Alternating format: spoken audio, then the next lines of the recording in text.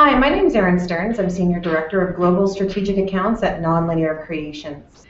Nonlinear is an IT consulting firm that helps organizations plan and build both website and intranet solutions through user-focused digital marketing and practical strategic infrastructure, leveraging data analytics to solve problems and drive business.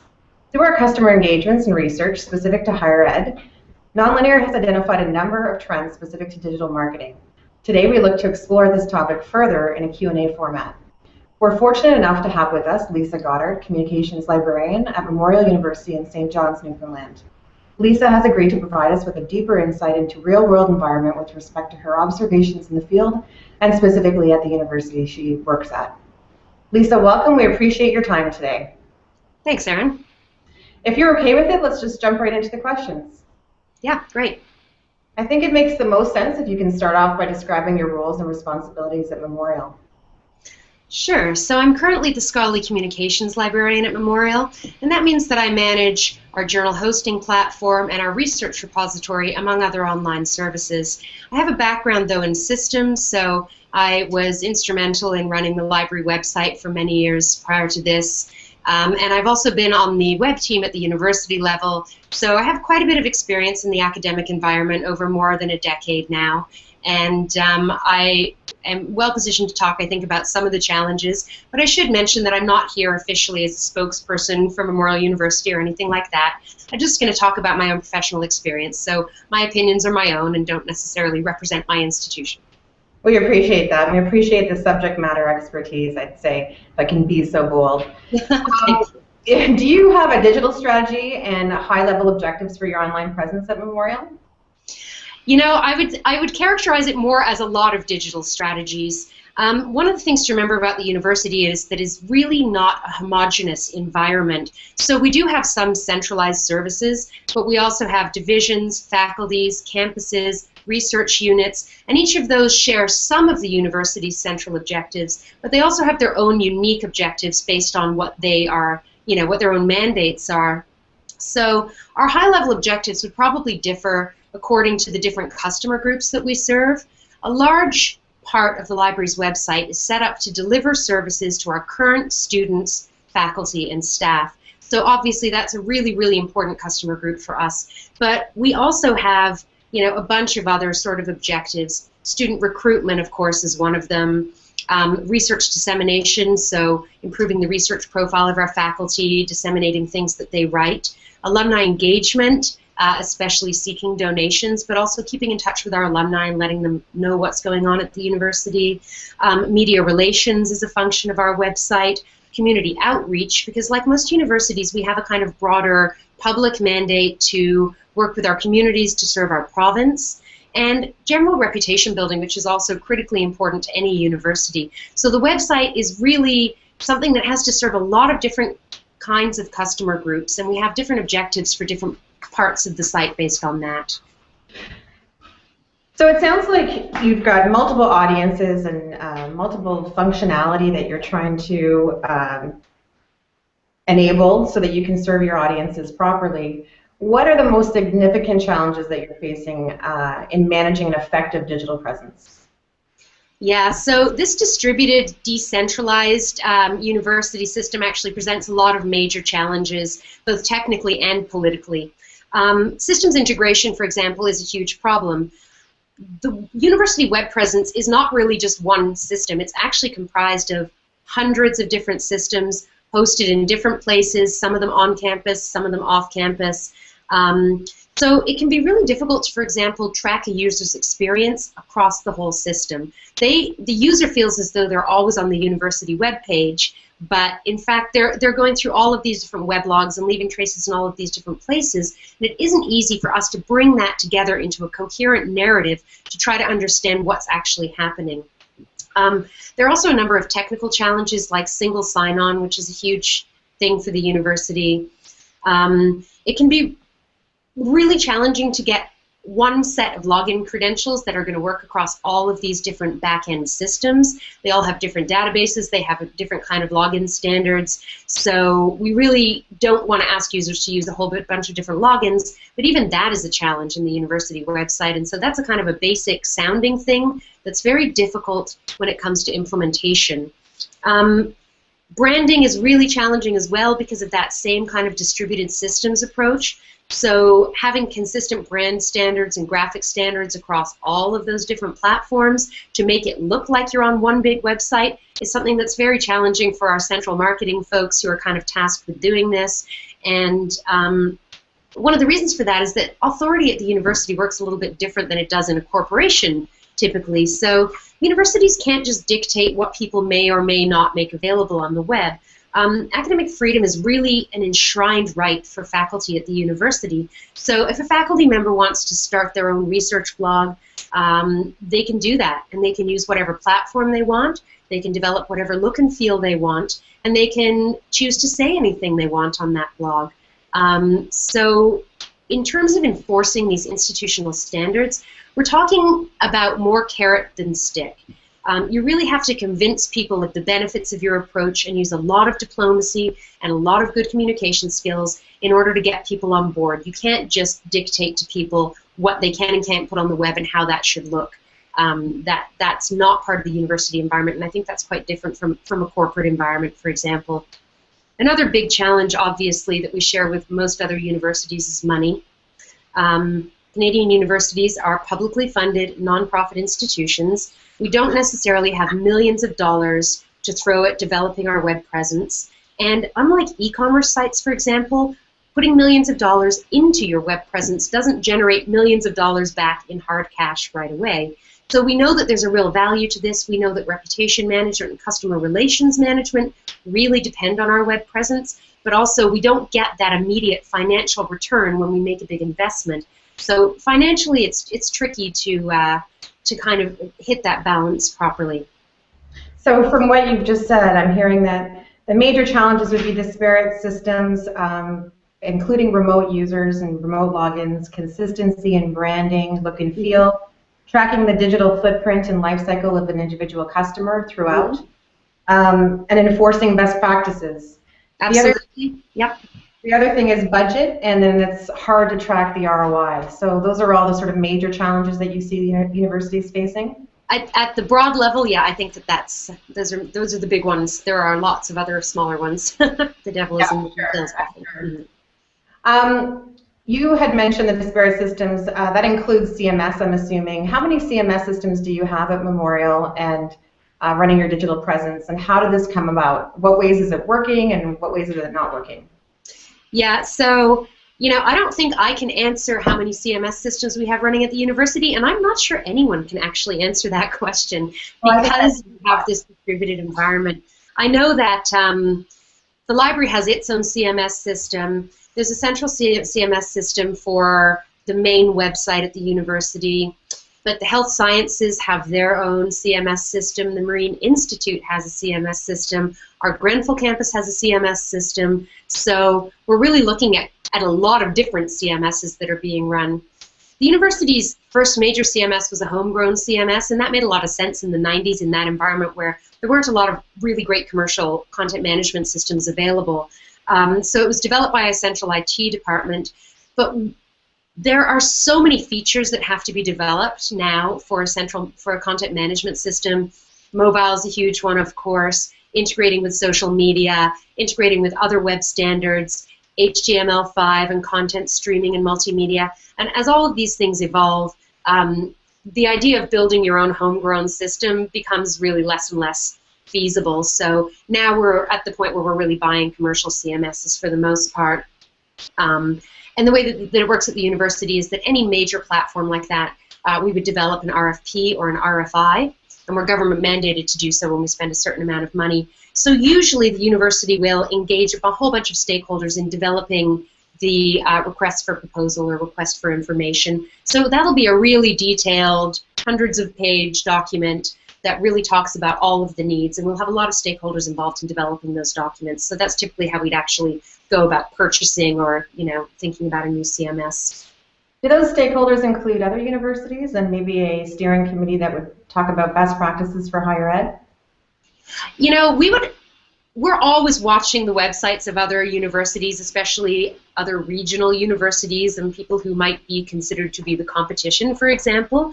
And we're always thinking about best practices and kind of engaging in those conversations with other higher education institutions. Typically, though, the advisory board for our own web presence wouldn't include people from other institutions. It would generally include stakeholders from within the university, and that's quite a diverse group in itself, so getting feedback from all of those people is actually quite a major project. Yeah, an undertaking.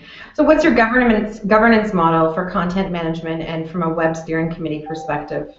Do you have any specific political challenges, which I'm sure you do, like any organization really, that influence the technical solutions specifically? Sure. So we do have a university web manager who's responsible for managing the university's main page and a kind of a core set of pages at the top level of the university's web presence. And a lot of the content for those pages is created by people with skill sets in communications who are trained to write for the web and who are really good at doing that kind of, writing and marketing. At that university-wide level, there's also a web advisory committee, and that is comprised of stakeholders from different units, including technical folks and marketing people, faculty members, and administrators. So there's kind of a representative body that does advisory work on what the web presence should be and what the strategy should be. But the vast majority of content at the university is authored at the department or faculty level. So if I give you an example of that, let's talk about the library website, because I'm familiar with that, but also because we have a really large website and we're a big web presence on campus. And our website is comprised of thousands and thousands of pages, and even in the library we probably have about 20 different systems that generate and deliver content for the web. Wow. So even within this one division, there's quite a fragmented kind of web presence that we try to make look like one big thing. And we have information about our services and information about our facilities and hours and that stuff that you'd expect. But we also deliver an enormous amount of digital content, some stuff that we host ourselves, some stuff that we subscribe to at other vendors. So, there's a lot of research material on our site that's kind of a unique thing at the university and unique to us. So the library, because the web is really such a critical component of the services that we offer, we have a dedicated web services librarian. Her name is Lisa Goddard. She is fantastic, and she's really the one who sets the vision for the library's web presence, and she's intimately involved in developing every aspect of our website. The library itself also has in-house content editors, content creators, programmers, system support staff. We have our own web implementation team, a web advisory team, and a web usability team, and that's just within the library. So we have quite a complex structure for managing our own web presence, and we're one of many, many units at the university who would have some less well developed, but would have some amount of web management happening in their own division. Wow, so it really is departmentally driven then. It is, yes, it largely is at the moment. I would say that isn't considered to be the ideal model by everybody at the university, especially those people who are trying to enforce brand standards and do those kinds of things. So that can be quite challenging for some types of positions. Do you see that moving more to a centralized model in the future because of those challenges? Because of the heterogeneity of the university's web presence and the volume of information that we create all the time, it's hard for me to imagine an extremely centralized process that wouldn't end up as like a horrible bottleneck. Right. But I think that we could probably do a better job of brand consistency. But that would be easiest to do if all of the content was being generated in maybe one or two systems as opposed to all of the systems that we're trying to handle. And that is really far from the case right now. And it's hard to imagine what would have to happen for us to amalgamate all of those many systems into one or two major systems. So I think that these are questions that we can't really answer. We know we'd like a more standardized experience for our users. We know we'd like to understand a little bit more about how they are traveling through our site and what they're there for. But we don't have a clear idea of exactly how we would accomplish that. Yeah. Does your content approval process have an offline component? or is it through email chains, or is it managed within the CMS system? Yeah, so I'd say it's a little bit of all of those things. I think that those of us running content management systems are doing most of our content approval through the content management systems because it's honestly much easier to do that. And it also doesn't have a single point of failure in the way that email does. You know, you have one person who's off for a month and suddenly you've got a horrible bottleneck again.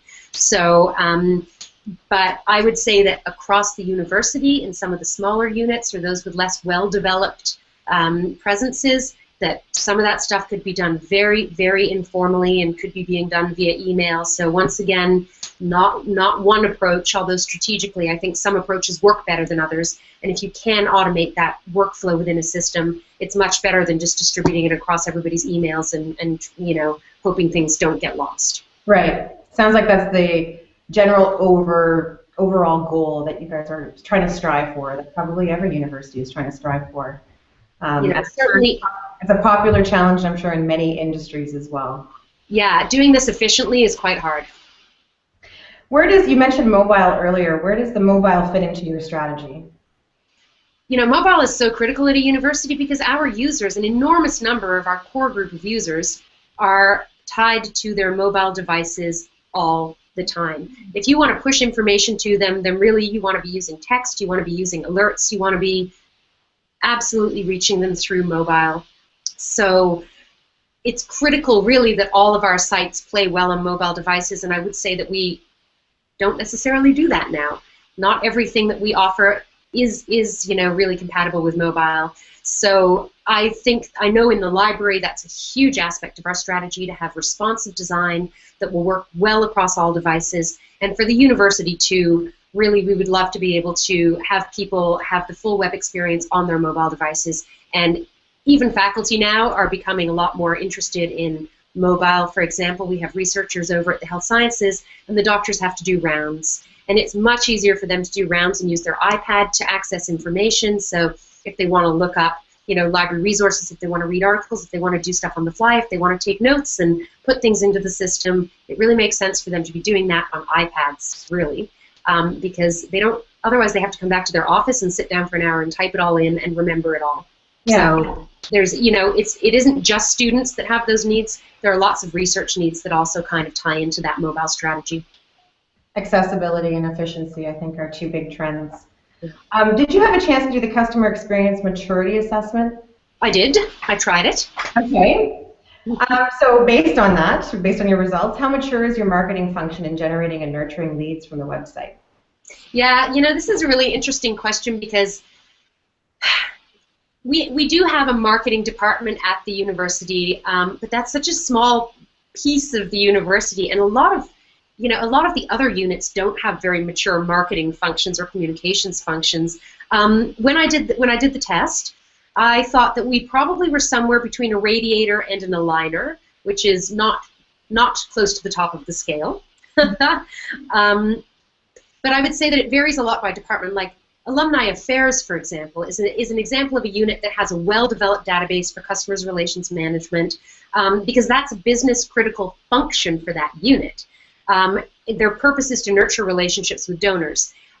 For the science faculty, for example, marketing isn't necessarily a business-critical function for them. Right. Doing research, getting grants, these are business-critical functions. Teaching.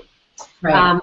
So, you know, the units really vary quite a bit in terms of who they think of as their customers, for one thing, and how much they try to kind of nurture those relationships with customers. Student recruitment's another example of a department where they do a lot of customer relation management and really pursue those leads very, very carefully. But so it's very patchy at the university, I would say, how we kind of deal with customer relations management. And among academic units especially, that's not probably considered to be a major priority for most of them. For some of our administrative units, it's going to be seen as more of a priority. That makes sense. Are there any particular online tactics that have been more or less effective? You know, we've used lots of them. The university, for example, has one portion of our website that's a portal. So when people log in, they see content that is customized to their profile. If you're a faculty member, you see relevant news for you. If you're a student, you see relevant services for you. So that's one aspect of this kind of CRM stuff.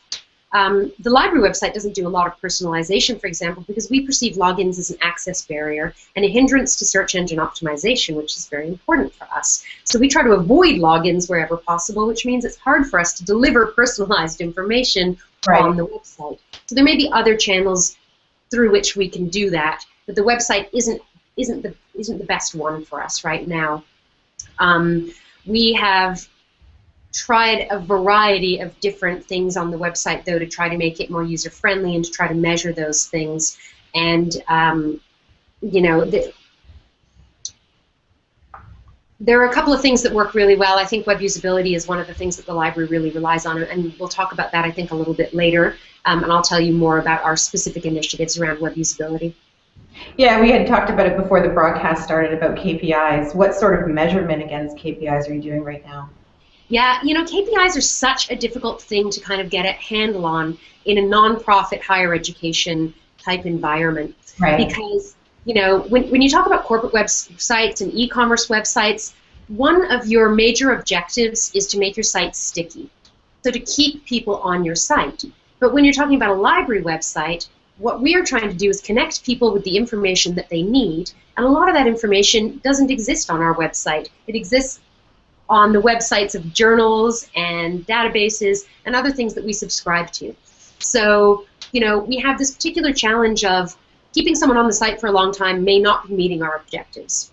But we also need to know where somebody goes when they leave our site, which isn't something that weblogs typically tell you. They tell you when somebody comes to your site, but not when they leave and click on a link to another site. And so that's a critical piece of information for us. We also, as I said before, we really would like to know more about this narrative perspective, so we can see how many visits we have, and we can screen out the bots and other visits that aren't really people. We can see how long people spend on the site. So if they spend less than 5 seconds, they're just clicking away, and we know that they're not getting anything valuable. If they spend 20 minutes looking at a page with a paragraph on it, we don't know how to understand that behavior. Have they walked away from their computer? What's happening now? When they leave that page, where do they go? Did they get their information need filled, or did they give up in frustration? If they visit 10 of our pages, is that a good thing, or can they not find the piece of information they need? Right. And this is really what it comes down to, is that we can measure some of those basic KPIs. We collect all that data. We do weblog analysis. We have Google Analytics. But understanding what it means is really, really tricky. Are all those hits from China really people? Or, you know, are they bots? Are they spiders? We don't know. It's just terribly difficult to understand what impact we're having with the web, and a lot of the KPIs that are used in the corporate world aren't relevant to us, or, you know, aren't necessarily relevant to us. So we sort of try to use them all, but we also know that that's not giving us a full understanding, really, of whether we're having the impact that we want to have. So that's just an enormously challenging thing. And developing KPIs that make sense for us, and then being able to track those things, that right there is something that I think most universities would like help with and need help with, and having more standardized KPIs that we can all kind of adhere to and understand would be really useful. That makes sense. So you want a deeper understanding of the visitors and their life cycle within the experience that they have. What Absolutely. Technology platforms are you using or researching to support your digital marketing goals? You know, a lot of the stuff that we try to do depends on, you know, getting things driven through Google, because we know that an enormous number of our customers, even university students, people who are here, don't start with our website. They don't come to the library website to do their research. They start on Google, and then we hope that they'll find what they're looking for on our website through Google. So search engine optimization, I think, is really, really key. Not assuming that they're going to start at our website, not assuming that they're going to come into the home page of our website when they arrive, and making sure that our navigation and everything else is clear, so that wherever they come in, they can kind of find their way around. I think that some of those things are really important. As I said, we do have Google Analytics, and we have packages like that that help us look at our weblogs, but it is not extremely clear to us, even when we're able to look at those logs, exactly how that person is traversing through the system and whether they're finding what they need or not in the end. And for the library, that's the question. Did we connect them with the information that they wanted? Right. Which blogs, conferences, publications, such as edustyle.net, do you follow pertaining to digital marketing trends, industry analysis, higher ed associations or forums? Yeah, with the demise of Google Reader, it's been a lot harder to kind of follow blogs in an easy way, and I would say that typically I read really widely in these areas, so I don't necessarily always go back to the same blog or publication. I'll typically read a lot at point of need, so if I'm developing a new service, if I am writing a paper, if I'm delivering a presentation, then I'll do a lot of research. I, just like our students and faculty, start with Google very often for that stuff too, and I'll read a whole bunch of stuff in the area. Because I'm an academic librarian, I also have access to enormous amounts of journal articles and other kinds of academic information, and I'll read a bit from each of those categories because the journal stuff is great, but it's not always as timely as blogs and posts and that kind of thing. I also have a really well-developed professional network in social media, and I rely on Twitter particularly as a recommender system. So to find new articles and posts that are really relevant to my interest, I really rely on that Twitter community, which is, in my case, full of academic librarians, many of whom are working on similar issues to me from around the world, and those folks post all sorts of interesting things. So social media as a recommender system has become a really critical part of my just day-to-day reading. Well, speaking of feedback, and Twitter is certainly live feedback, do you collect or have a formal process of collecting or receiving feedback on your web presence from students, staff, prospective students? Yeah, obviously we have things like comments, forums, and we encourage people to kind of submit stuff there. But one of the things that we've realized is the types of people who leave comments on your website are not your typical patrons. So to give those voices, to amplify those voices too much is problematic, because they don't necessarily represent the opinion of your average patron. Right. Our web services librarian, Lisa Goddard, I mentioned her earlier, does a huge amount of work in this area. So we conduct quick polls sometimes where we just ask 1 or 2 questions that won't take people very much time. Do you ever use ebooks? Yes, no. That kind of thing. We do targeted surveys at specific user groups. We do university-wide surveys sometimes. But the web services librarian also runs a significant number of focus groups, in-person focus groups. She does things like card sorting exercises with students. She does one-on-one interviews. We've done eye tracking studies. We do multivariate analysis experiments, and an enormous number of different usability type studies, as many as we can. But it's often very hard to recruit students and faculty. They're very busy. They don't necessarily feel that this is a good use of their time, so getting people to come and help us do this stuff is always a challenge, and we experiment with different rewards and prizes and stuff to attract testers, but getting people to participate in that usability stuff is actually quite a challenge, but we certainly do our best to do as much usability and get as much feedback as we possibly can. Well, Lisa, thank you very much for your time today. I think this has been extremely informative, and I can speak for our audience and say that we've appreciated learning more about the upcoming trends, existing challenges, recommendations as it relates to digital marketing in higher ed. Thanks very much for inviting me, Erin. I enjoyed this. It was fun. Thanks. Bye. Bye.